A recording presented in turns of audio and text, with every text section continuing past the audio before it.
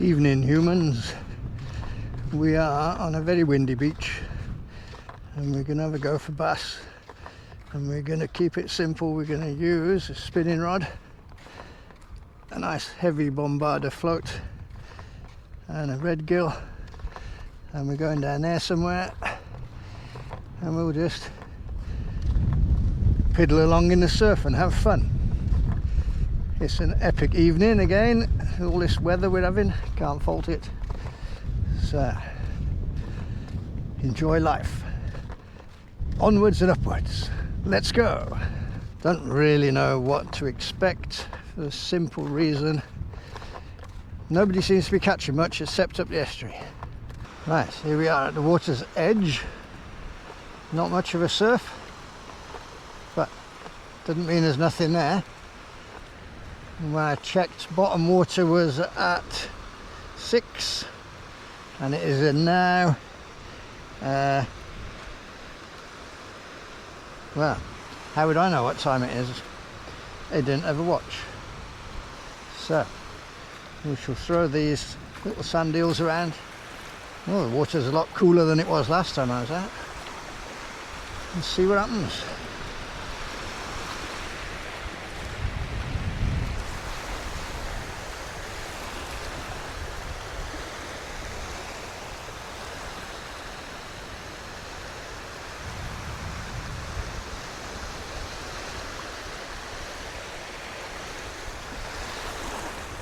Water's a little bit murky.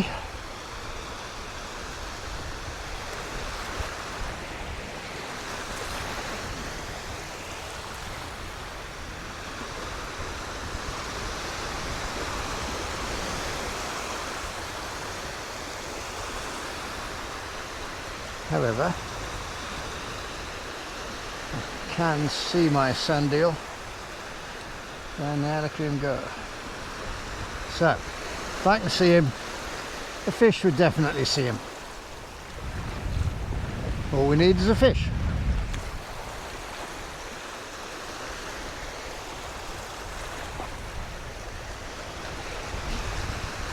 Don't retrieve too fast, because sand eels don't swim at 100 million miles an hour. You just want to keep his tail ticking.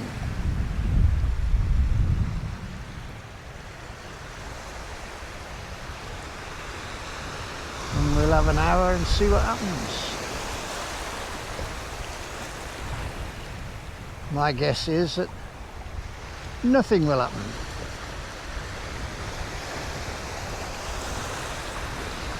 But I've become pessimistic.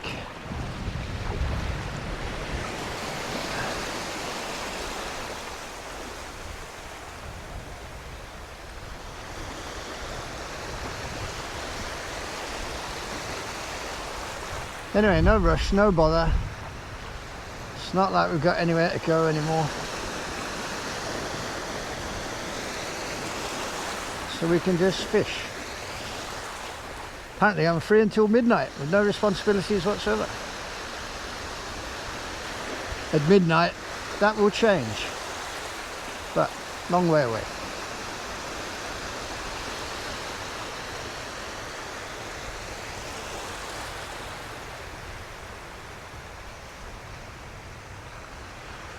Saying I got responsibilities at midnight kind of makes it feel like Halloween.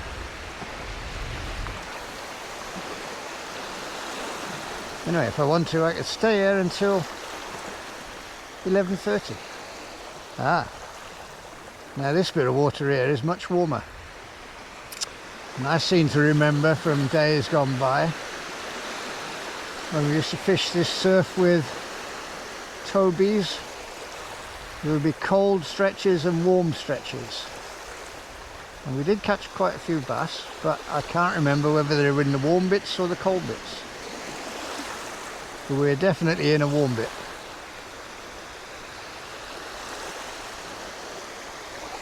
And you can get an easy 50 or 60 meters without trying. You get a lot further with braid, but I got nylon on. I'm old fashioned. Don't always use braid. Now this bombarder is floating It's a carp one, carp controller, and it's actually like a milky white colour, which is a bit naff, but doubt if the fish will care.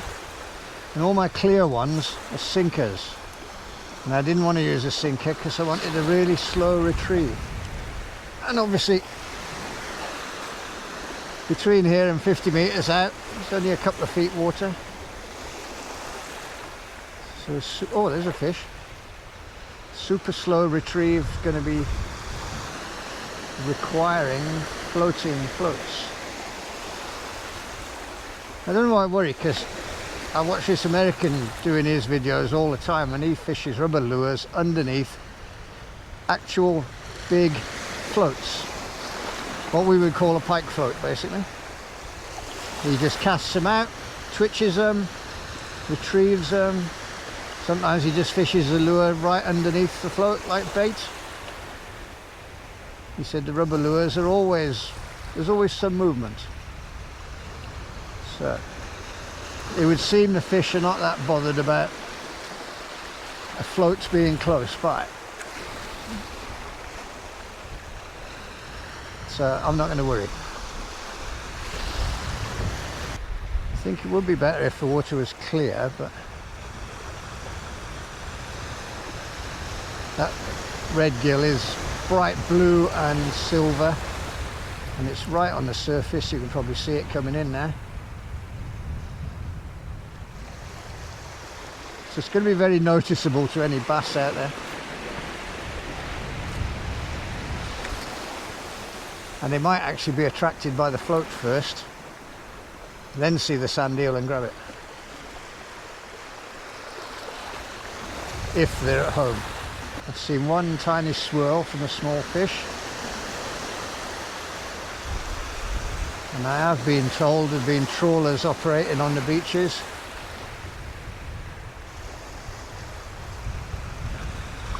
Which always happens in the summer and is never good. And another thing, everybody's saying the fishing's a bit naff. I did a video last year where the fishing went a bit naff right in the middle of summer. At that time there were no crabs or anything else to be seen, and if you watch the videos where we were down Porthcawl, the crabs are plenty. And we fished the jackstones the other night, and the hobbit had his bait fairly close to the bottom and he was catching crabs. So that's different. And I don't think the plague of octopus has come anywhere near us. We can't really blame them. Who can we blame? When in doubt, blame Wayne, obviously. At the moment, I've not even seen any mullets.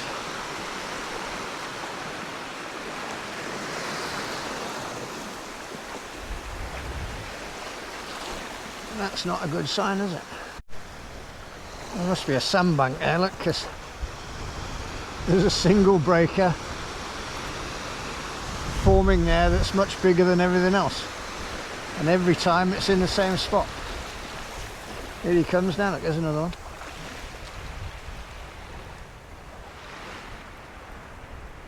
Right there, look. So there must be a shallow spot there. I'm not wading out to have a look, mind, but the water's gone warm again.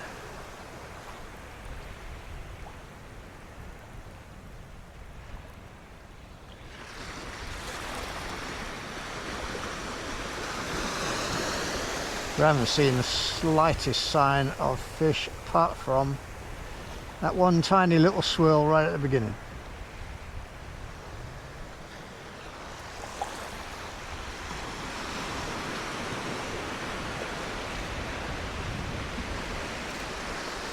Normally all the little 6-inch mullet would be in this side, and there's no sign of anybody.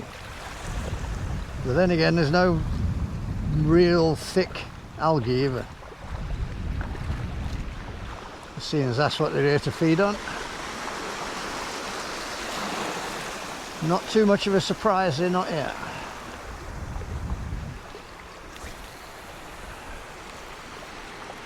It is a bit disheartening when you don't even see the small stuff. It's looking a bit grim everywhere.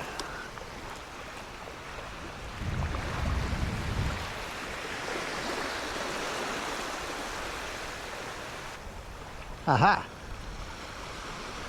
That was a better fish. Now, I bet you anything it was a bloody mullet, but I don't know if you saw him taking off into the sunset.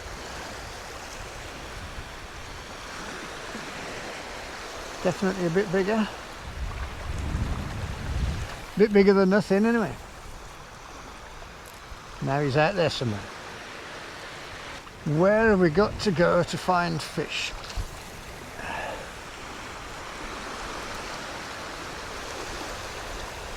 Are we all out there on the sandbanks, miles out to sea? I remember a certain Colin Walton telling me once that he used to catch bass in the Neath Estuary on lures that were absolutely stuffed with mackerel. No mackerel go up the Neath Estuary. So those bass had been out somewhere out there feeding on mackerel, and then they got the cheek to go up the Neath Estuary looking for crabs while they were still stuffed with mackerel. And they're quite happy to take a Toby. So they can travel a long way on each tide. And at the end of the day, like, how many hundreds of yards of beach do we fish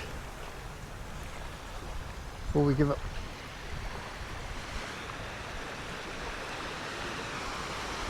It looks lovely. The scenery is lovely, the water's lovely and warm, everything is lovely, lovely, lovely, but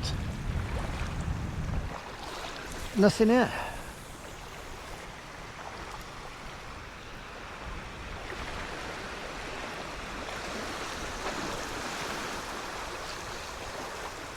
Down here the water's quite clear. Maybe that'll make a difference.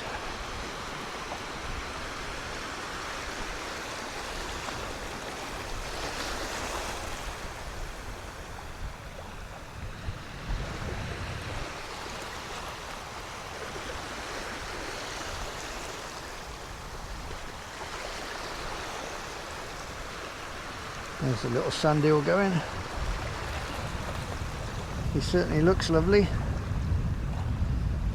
And I can't imagine a fish resisting that, can you? So if they are resisting it, it's because they're not here.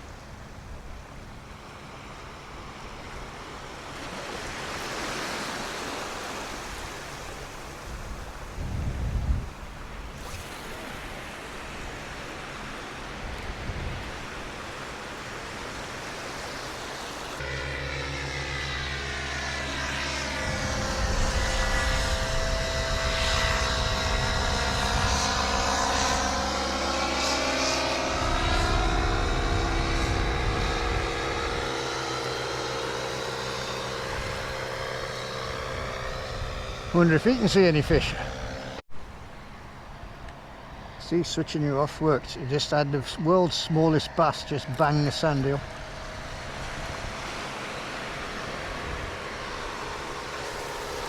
At least he turned up.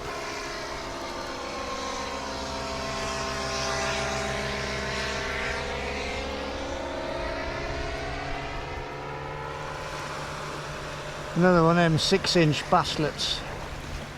I always say we've fished 700 yards, 600 yards, 700 yards, something like that. We've had one take from a tiny little bass and seen about 3 swirls. Not exactly epic.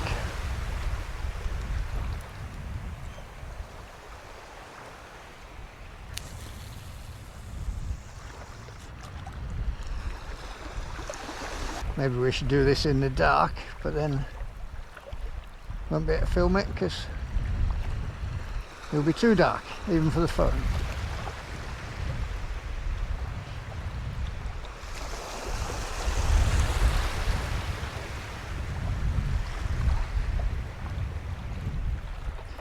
There's a fish right in front of us, and it could have. If I'd have had my eyeballs open, I might have seen what it was.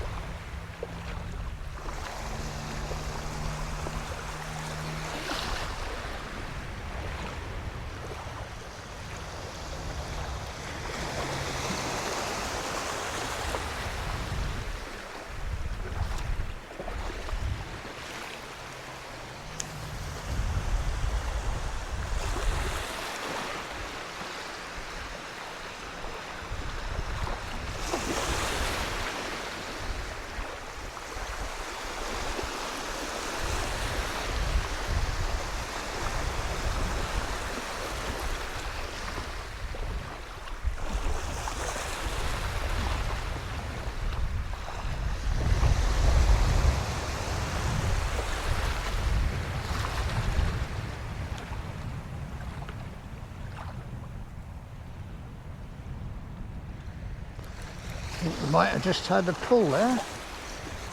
All went slightly heavier and there was a bit of a swirl. Again, probably a little tiny one.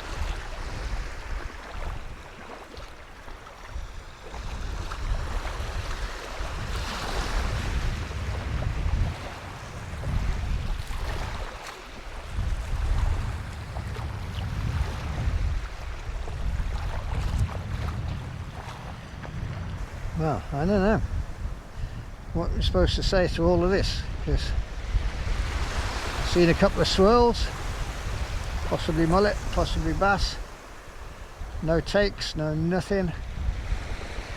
So I think we're going to be in one of those we caught bugger all trips again. So I'll do the thing now, We came, we saw, we didn't conquer. We did drown a rubber sand eel. Ta-ta for now, and I'm going to carry on and see what happens.